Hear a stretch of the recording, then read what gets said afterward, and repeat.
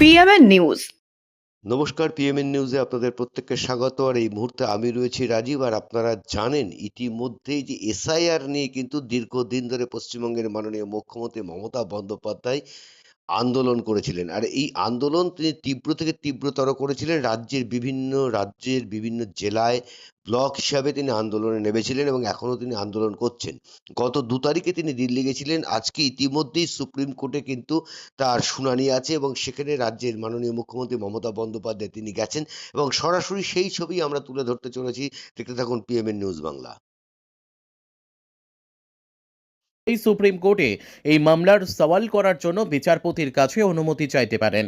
ইতিমধ্যেই social media সাইটে তৃণমূল কংগ্রেসের তরফ থেকে একটি পোস্টার সামনে এসেছে, যে ছবিতে দেখা যাচ্ছে পরনে নীল পাড় সাদা শাড়ি, আইনজীবীর কালো কোট পরে সুপ্রিম কোর্টের সিঁড়ি দিয়ে উঠছেন এক মহিলা। ছবির সঙ্গে লেখা রয়েছে ঐতিহাসিক। এসআইআর এর বিরুদ্ধে সুপ্রিম কোর্টে সওয়াল করবেন মাননীয়া মমতা বন্দ্যোপাধ্যায়। আজ এসআইআর নিয়ে মমতার দায়ের করা মামলাটির শুনানি হবে প্রধান বিচারপতি সূর্যকান্ত, বিচারপতি জয়মাল্য বাগচি ও বিচারপতি বিপুল এম পাঞ্চলির বেঞ্চে। মমতা অবশ্য মুখ্যমন্ত্রী বা তৃণমূল নেত্রী হিসেবে নন, একজন সাধারণ নাগরিক হিসেবেই এই মামলাটি দায়ের করেছেন।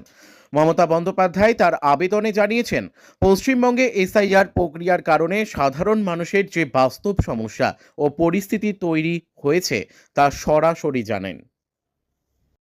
जनहित से जुड़ी खबरों के लिए पीएमएन न्यूज को लाइक करें, शेयर करें और चैनल को सब्सक्राइब जरूर करें।